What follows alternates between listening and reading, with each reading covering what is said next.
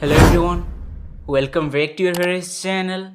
So dear students, এই ভিডিওରେ ଆଜି ଆମେ କ'ଣ କରିବା ତୁମର plus two second year history internal exam ପାଇଁ ତୁମର ଯେଉଁ ସମସ୍ତ ଚାପ୍ଟର ଗୁଡ଼ିକ ଅଛି ସେହି ସମସ୍ତ ଚାପ୍ଟରର ମୋଷ୍ଟ ଇମ୍ପୋର୍ଟାଣ୍ଟ କ୍ୱେଶ୍ଚନ୍ ଗୁଡ଼ିକ ଡିସ୍କସନ୍ କରିବାକୁ ଯାଉଛୁ। ତ ଯେଉଁମାନେ ମଧ୍ୟ ଚ୍ୟାନେଲକୁ ପ୍ରଥମ କରି ଆସିବ ଚ୍ୟାନେଲଟିକୁ ସବସ୍କ୍ରାଇବ୍ କରିଦିଅ, ଯାହାଫଳରେ ପ୍ଲସ୍ ଟୁ ରିଲେଟେଡ୍ ସବୁ ଭିଡ଼ିଓ ତୁମେ ପାଇପାରିବ। ଏବଂ ଏ ପର୍ଯ୍ୟନ୍ତ ଯେଉଁମାନେ ଆମର ହ୍ୱାଟ୍ସଆପ୍ ଗ୍ରୁପ୍ରେ ଯାଇକି ଜଏନ୍ ହେଇନାଅ ସେମାନେ ଯାଇକି ଆମ ହ୍ୱାଟ୍ସଆପ୍ ଗ୍ରୁପ୍ରେ ଜଏନ୍ ହେଇଯାଅ। ହ୍ୱାଟ୍ସଆପ୍ ଗ୍ରୁପ୍ର ଲିଙ୍କ୍ ମୁଁ ଡେସ୍କ୍ରିପ୍ସନ୍ ବକ୍ସରେ ପ୍ରୋଭାଇଡ଼ କରି ଦେଇଅଛି। ବୁଝିହେଉଛି? ତ ଏଇ ଭିଡ଼ିଓରେ ଦେଖ ଆମେ କ'ଣ କରିବା, ଯେଉଁ ତୁମର ସମସ୍ତ ସିଲାବସ୍ରେ ଯେଉଁ 4ଟି ଚାପ୍ଟର ଥିଲା ସେହି 4ଟି ଚାପ୍ଟରରୁ ଆମେ ମୋଷ୍ଟ ଇମ୍ପୋର୍ଟାଣ୍ଟ କ୍ୱେଶ୍ଚନ୍ ଗୁଡ଼ିକ ଡିସ୍କସନ୍ କରିବା। ତୁମର ଟୋଟାଲ୍ ମୁଁ ଦେଖାଇବାକୁ ଚାହୁଁଛି, ଏଇଟା ଦେଖ ତୁମର କେତେ ନା 9 ପେଜ୍ ଅଛି। ତ ଭିଡ଼ିଓଟି ଟିକେ ଲଙ୍ଗ୍ ହେବ, ତ ଧୈର୍ଯ୍ୟ ସହକାରେ ତୁମେ ଭିଡ଼ିଓଟିକୁ ୱାଚ୍ କର। ଏଠାରେ ଆମେ ବେଶୀ ଏକ୍ସପ୍ଲାନେସନ୍କୁ ଯିବା ନାହିଁ, କେବଳ କ୍ୱେଶ୍ଚନ୍ ପଢ଼ିବା ଏବଂ ଆନ୍ସର୍ ମଧ୍ୟ କରି ଯିବା। ବୁଝିହେଲା? ଏଠାରେ ଆନ୍ସର୍ ମଧ୍ୟ ମୁଁ ତୁମ ପାଇଁ ମେନସନ୍ କରାହେଇଥିବା ବୋଲି କ୍ୱେଶ୍ଚନ୍ ଆଣିଅଛି, ଯାହାଫଳରେ କ'ଣ ହେବ ତୁମେ ଆରାମରେ ସ୍କ୍ରିନ୍ସଟ୍ ନେଇକି କ'ଣ କରିପାରିବ, ଏହାକୁ ପଢ଼ିପାରିବ। ବୁଝିହେଉଛି? ତ ଫାର୍ଷ୍ଟ କ୍ୱେଶ୍ଚନ୍ କ'ଣ ଅଛି ଦେଖ। ତ ଫାର୍ଷ୍ଟ କ୍ୱେଶ୍ଚନ୍ କ'ଣ ଅଛି ଦେଖ। ଫାର୍ଷ୍ଟ କ୍ୱେଶ୍ଚନ୍ ଅଛି, ଭୂଖୋଦନ ଫଳରେ ଆବିଷ୍କୃତ ବିଭିନ୍ନ ଦ୍ରବ୍ୟର ଅଧ୍ୟୟନକୁ ଡ୍ୟାସ୍ କୁହାଯାଏ। ଭୂଖୋଦନ ଫଳରେ ଆବିଷ୍କୃତ ବିଭିନ୍ନ ଦ୍ରବ୍ୟର ଅଧ୍ୟୟନକୁ ଡ୍ୟାସ୍ କୁହାଯାଏ। ତ ଏହାର ଅର୍ଥ କ'ଣ ହେବ? ଏହାର ଅର୍ଥ ହେବ ତୁମର ପ୍ରତ୍ନତତ୍ତ୍ୱ। ବୁଝିହେଲା? ଏହାକୁ ତୁମେ ଗୋଟିଏ ଡେଫିନେସନ୍ ଭାବେ ମଧ୍ୟ ମନେ ରଖିପାରିବ ଯେ ପ୍ରତ୍ନତତ୍ତ୍ୱ କାହାକୁ କୁହାଯାଏ? ଭୂଖୋଦନ ଫଳରେ ଆବିଷ୍କୃତ ବିଭିନ୍ନ ଦ୍ରବ୍ୟର ଅଧ୍ୟୟନକୁ ପ୍ରତ୍ନତତ୍ତ୍ୱ କୁହାଯାଇଥାଏ। ବୁଝିହେଲା? ନେକ୍ସଟ କ୍ୱେଶ୍ଚନ୍ ଦେଖ, ଭାରତରେ ପ୍ରତ୍ନତତ୍ତ୍ୱ ବିଭାଗ ଡ୍ୟାସ୍ଙ୍କ ସମୟରେ ସ୍ଥାପିତ ହୋଇଥିଲା। ଭାରତରେ ପ୍ରତ୍ନତତ୍ତ୍ୱ ବିଭାଗ ଡ୍ୟାସ୍ଙ୍କ ସମୟରେ ସ୍ଥାପିତ ହୋଇଥିଲା। ତ ଏହାର ଆନ୍ସର୍ କ'ଣ ଆସିବ? ବଡ଼ଲାଲ ଲର୍ଡ଼ କର୍ଜନ। ବୁଝିହେଲା? ବଡ଼ଲାଲ ଲର୍ଡ଼ କର୍ଜନଙ୍କ ସମୟରେ କ'ଣ ହୋଇଥିଲା? ତୁମର ପ୍ରତ୍ନତତ୍ତ୍ୱ ବିଭାଗଟି ଆରମ୍ଭ ହୋଇଥିଲା ବା ସ୍ଥାପିତ ହୋଇଥିଲା। ଶିଳାଲେଖ ଅଧ୍ୟୟନକୁ ଡ୍ୟାସ୍ କୁହାଯାଏ। ଶିଳାଲେଖ ଅନୁଧ୍ୟାନ ବିଧ୍ୟାୟନକୁ କ'ଣ କୁହାଯାଏ? ନା ତୁମର ଏପିଗ୍ରାଫି କୁହାଯାଇଥାଏ। ବୁଝିହେଲା? ନେକ୍ସଟ କ୍ୱେଶ୍ଚନ୍ ଦେଖ, ହରିଶେଣ ଡ୍ୟାସ୍ ରଚନା କରିଥିଲେ। ହରିଶେଣ ତୁମର ପ୍ରୟାଗ ପ୍ରଶସ୍ତି ରଚନା କରିଥିଲେ। ତୁମ ପାଇଁ ଗୋଟିଏ ହୋମୱାର୍କ, ପ୍ରୟାଗ ପ୍ରଶସ୍ତିର ଅନ୍ୟ ନାମ କ'ଣ କମେଣ୍ଟ ବକ୍ସରେ ଜଣାଅ। ବୁଝିହେଲା? ହାତୀଗୁମ୍ଫା ଶିଳାଲେଖର ଡ୍ୟାସ୍ଙ୍କ କୃତିତ୍ୱ ଲିପିବଦ୍ଧ ହୋଇଅଛି। ହାତୀଗୁମ୍ଫା ଶିଳାଲେଖରେ ଡ୍ୟାସ୍ଙ୍କ କୃତିତ୍ୱ ଲିପିବଦ୍ଧ ହୋଇଅଛି। ତ ଏହାର ଆନ୍ସର୍ କ'ଣ ଆସିବ? ଖାରବେଳ। ବୁଝିହେଲା? ନେକ୍ସଟ କ୍ୱେଶ୍ଚନ୍ ଦେଖ, ଲୁମ୍ବିନୀ ଶିଳାଲେଖରେ ଡ୍ୟାସ୍ଙ୍କ କୃତିତ୍ୱ ଲିପିବଦ୍ଧ ହୋଇଅଛି। ଲୁମ୍ବିନୀ ଶିଳାଲେଖରେ ଡ୍ୟାସ୍ଙ୍କ କୃତିତ୍ୱ ଲିପିବଦ୍ଧ ହୋଇଅଛି। ଏହାର ଆନ୍ସର୍ କ'ଣ ଆସିବ? ଅଶୋକ। क्वेश्चन नंबर 7 देख, हाथीगुम्फा शिलालेख डैश ठारे अवस्थित। हाथीगुम्फा शिलालेख डैश ठारे अवस्थित? उदयगिरी पहाड़। बुझीहोची? तो भिडियो आम टे स्पीडअप करवा कहीं बहुत सारा क्वेश्चन डिस्कसन करवा। तुम समस्त चैप्टर क्वेश्चन यही गोटे भिडियो आज आम डिस्कसन करवा। तो तुम्हें मैंने कौन ना ध्यान सहित वाच कर। बुझीगला? प्राचीन मुद्रा अध्ययन पद्धति को डैश कहुए। तो यार आंसर कौन आसो? मुद्रा तत्व। दुष्मंत और शकुंतला संतान डैश थी। दुष्मंत और शकुंतला संतान डैश थे भरत, जहाँ नाम अनुसार कौन होता आम देशर नाम भारत होता बोली कहुए। बुझीगला? सबुठ प्राचीन वेद डैश ऋग्वेद, जहाँकि तुम आर्लीएस्ट वेद। बुझीपार? यह सर्वप्रथम रचना कराइला और यह तुम पूर्ववर्ती कौन वैदिक जुगे रचना कराइला। तुम परवर्ती वैदिक जुगे तुम जो rest of the 3 Vedas were written. बुझीपार? जो तुम 3टी वेद रहीगला, साम यजुर अथर्व वेद, यह कौन तुम परवर्ती वेद वैदिक जुगे रचना कराइला। अर्थशास्त्र रचयिता किए? कौटिल्य। किंतु एठारे अर्थनीति विषय कौन ना डेस्क्राइब कराइना वर्णना कराइना। एठारे तुम पॉलिटिकल सिस्टम उपर वर्णना कराई। बुझीगला? नेक्स्ट क्वेश्चन देख, डैश गौतम पुत्र सातकर्णी को गुणगान करे। नासिक प्रतिष्ठी कौन करता है? गौतमी पुत्र। ओके, एटा गौतम नुहे गौतमी। गौतमी पुत्र सातकर्णी को गुणगान करे। बुझीगला? डैश अष्टाध्यायी रचना करते। तुम पाणिनि कौन करते ना अष्टाध्यायी रचना करते। बुझीगला? डैश नीतिसार रचयिता कामंदक। मन रख, कामंदक कौन रचना करते ना नीतिसार। डैश आर्यभट्टियम ग्रंथर रचना करते रचयिता अटंती। तो यार आंसर कौन आसो? आर्यभट्ट। आर्यभट्टर कौन ना आर्यभट्टियम। बुझी होची? नेक्स्ट क्वेश्चन देख, क्वेश्चन नंबर 16 कौन देछि? डैश बृहत संहितार रचयिता। तो यार आंसर कौन आसो? बराह मिहिर। से आउ कौन कौन लिखिते? बृहत संहिता लिखिते, तुम लघु संहिता लिखिते। बुझीपार? नेक्स्ट क्वेश्चन देख, क्वेश्चन नंबर 17, डैश को द्वारा रचित मृच्छकटिकम थिला एक ऐतिहासिक नाटक। तो यार आंसर कौन आसो? शूद्रक। बुझीगला? डैश ताजिक इ हिंद पुस्तक रचना करते कौन ना तुम ताजिक इ हिंद। तो यार आंसर कौन आसो? आलबेरने। यही पुस्तकर अन्य नाम कौन कमेंट बॉक्स रे जणाओ। बुझीगला? 19 देख, फो कुओकीर रचयिता फाइयान। ओके, तुम सियुकी ग्रंथ किए रचना करते कमेंट बॉक्स रे जणाओ। नेक्स्ट क्वेश्चन देख कल्पसूत्र डैश धर्म एवं दर्शन उपर गुरुत्व उपर आलोकपात करें। तो यार आंसर कौन आसब जैन धर्म बुझीगला। कल्पसूत्र जो सूत्र देख आराम जैन धर्म क्लिक कर। फाइयान डैश धर्मावलम्बी थे। फाइयान बौद्ध धर्मावलम्बी थे। डैश शताब्दी हुएनसांग भारत परिभ्रमण आसी सप्तम शताब्दी बुझीगला। एवं से क्यों राजा समय आसी ना हर्षवर्धन समय आसी बुझीगला। क्वेश्चन नंबर 23 को ध्यान दियो। हुएनसांग डैश विश्वविद्यालय 5 वर्ष काल अवस्थापन करते। यार आंसर कौन आसब नालंदा बुझीगला। हुएनसांग क्यों विश्वविद्यालय 5 वर्ष काल अवस्थान करते ना नालंदा ठारे। मुक्ति चिंतामणि रचयिता डैश। मुक्ति चिंतामणि रचयिता किए राजा पुरुषोत्तम देव तुम्हारा मुक्ति चिंतामणि रचयिता। क्वेश्चन नंबर 25 देख डैश ख्रीष्टाब्द हुएनसांग भारत स्वदेश प्रत्यावरण करते। डैश ख्रीष्टाब्द हुएनसांग भारत स्वदेश प्रत्यावरण करते। तो यार आंसर कौन आसब तुम 644 बुझीगला। एवं कौन कहुए तुम कमेंट बॉक्स रे जणाओ बुझीगला। नेक्स्ट क्वेश्चन देख तुम next chapter okay fast chapter complete कर दिले विदिन 7 मिनिट। देन देख तुम नेक्स्ट चैप्टर आम डिस्कसन करवा। तो धैर्य हरा हो नहीं स्पीड अप चलुची वीडियो आराम रे केवल वॉच कर। सिंधु सभ्यता डैश मसीह आविष्कृत होता तुम 1922 1921 रही तुम सठिक आंसर बुझला 1921 बा 1922। मोहनजोदारो शब्दर अर्थ कौन मृत नगरी माउंट ऑफ डेथ बुझीगला। बृहत शस्यागार डैश अवस्थित तुम बुक अनुसार तुम हरप्पा लिख बट रियली रे कौन तुम हरप्पा न था बुझीगला। या छाड़ डिस्कसन करवा ना। बृहत स्नानागार क्यों अवस्थित मोहेनजोदारो बुझीगला। हरप्पा संस्कृतिर पोताश्रय डैश स्थान मिली अच्छी लोथाल बुझीगला। हरप्पा संस्कृतिर पोताश्रय डैश स्थान मिली अच्छी लोथाल। क्वेश्चन नंबर 6 देख हरप्पार केतोटी मोहर उपर डैश संकेत थी अधिवासी मैंने सूर्य पूजा करुले जनाए स्वस्तिक चक्र बुझीगला। स्वस्तिक चिन्ह देखी ना स्वस्तिक चिन्ह कि होता है तुम जो ये बोली यह कौन ना स्वस्तिक चिन्ह जहाँकि सूर्य देवता संकेत प्रदान करें। डैश और डैश स्थान में हरप्पा संस्कृति प्रथम आविष्कृत होता तुम हरप्पा और मोहनजोदारो। हरप्पार अर्थ कौन ना प्रथम कहीं तुम एठारे ही प्रथम थर पर कौन होता ना सिंधु सभ्यतार आविष्कृत होता तेणुक यार ना हरप्पा दि जाता बुझीगला। और हरप्पार अर्थ कौन ना प्रथम और मोहनजोदारो अर्थ कौन मृत नगरी।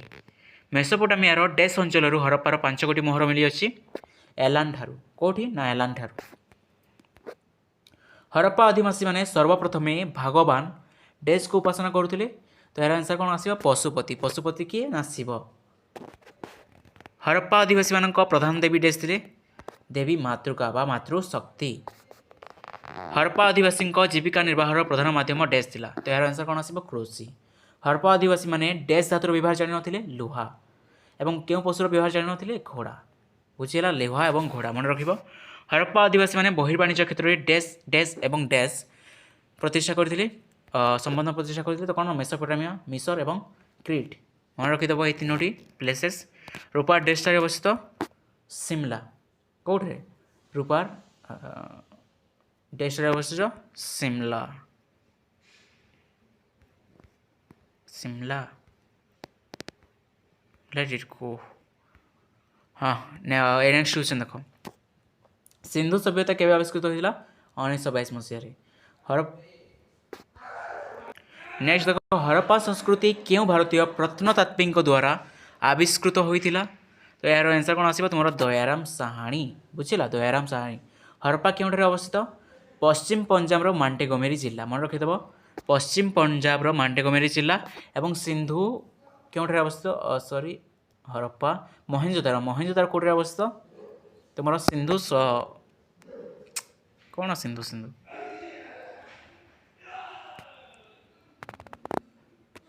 सिंधु सभ्यता कौन लेट छाड़ मूड को आसुना कौन कहना चाहूँगी। हरप्पा सभ्यता कि प्रकार सभ्यता था नगर सभ्यता। नगर मीन्स तुम ग्राम। 1922 मसीह क्यों 2टी स्थान में हरप्पा संस्कृति ध्वंसावशेष होता। तो यह कौन हरप्पा और मोहनजोदारो बुझी हो। नेक्स्ट क्वेश्चन देख क्यों अंचल को मृत नगरी कहुए मोहनजोदारो अलरेडी डिस्कसन कर।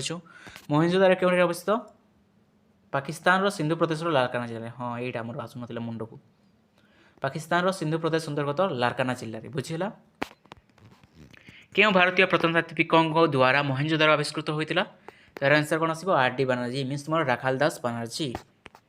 ହରପ୍ପା ସଂସ୍କୃତିର କେଉଁ ସ୍ଥାନରୁ ପୋତାଶ୍ରୟ ମିଳିଛି?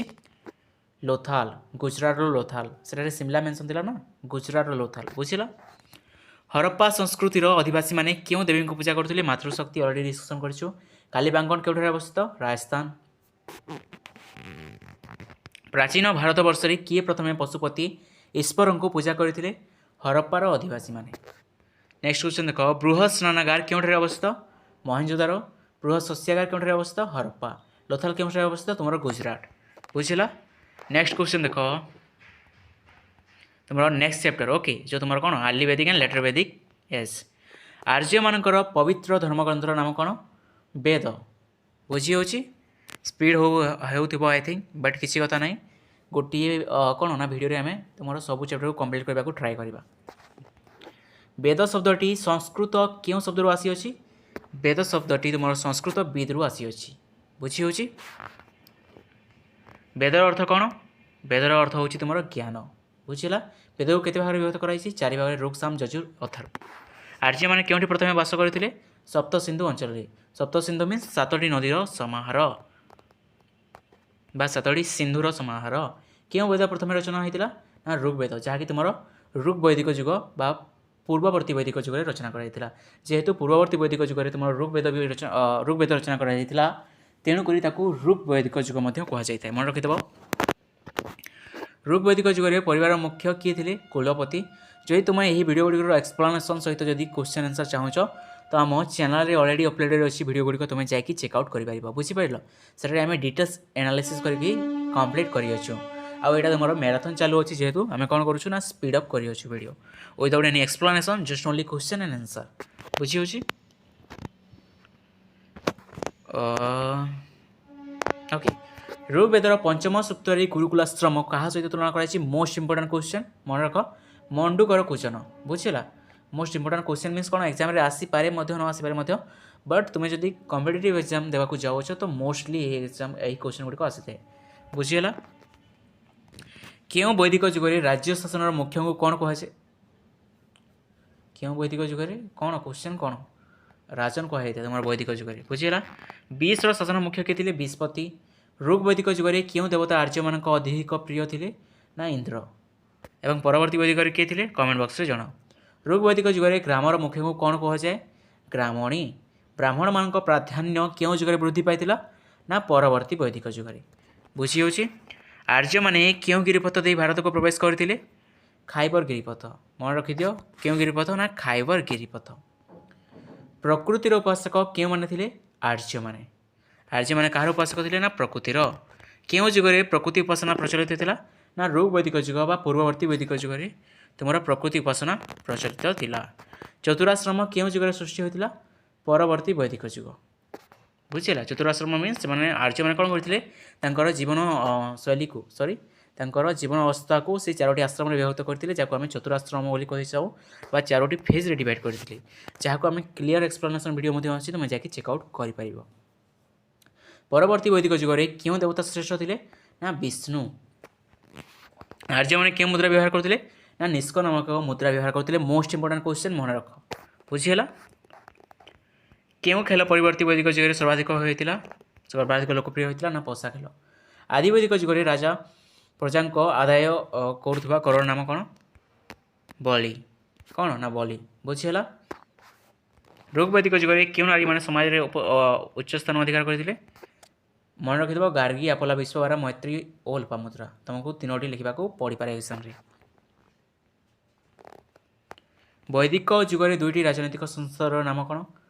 ଗୋଟିଏ ହେଲା ସଭା ଏବଂ ଅନ୍ୟଟି କ'ଣ? ନା ସମିତି। ନେକ୍ସଟ କ୍ୱେଶ୍ଚନ୍, ଋକ୍ ବୈଦିକ ଯୁଗରେ ଆର୍ଯ୍ୟମାନଙ୍କ ପ୍ରଧାନ ଜୀବିକା କ'ଣ ଥିଲା? ତ ଏହାର ଆନ୍ସର ଆସିବ କୃଷି କାର୍ଯ୍ୟ ଓ ଗୋପାଳନ। ନେକ୍ସଟ କ୍ୱେଶ୍ଚନ୍ ଦେଖ, କେଉଁ ଯୁଗରେ ଚତୁରାଶ୍ରମ ସୃଷ୍ଟି ହୋଇଥିଲା? ନା ପରବର୍ତ୍ତୀ ବୈଦିକ ଯୁଗରେ। ଋକ୍ ବୈଦିକ ଯୁଗରେ ସମିତିର ମୁଖ୍ୟକୁ କ'ଣ କୁହାଯାଉଥିଲା?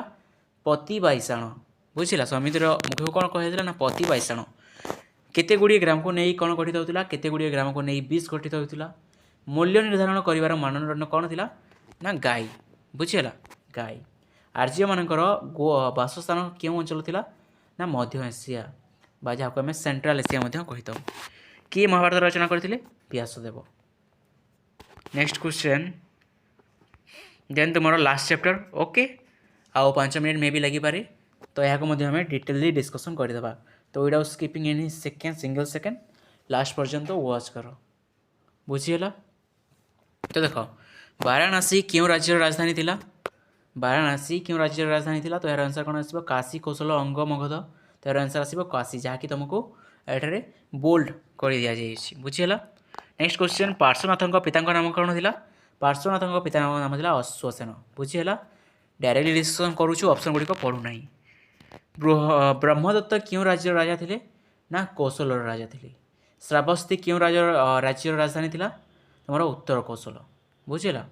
ଏବଂ ଦକ୍ଷିଣ କୌଶଳର ରାଜଧାନୀ କ'ଣ ଥିଲା ତାହା କମେଣ୍ଟ ବକ୍ସରେ ଜଣାଅ।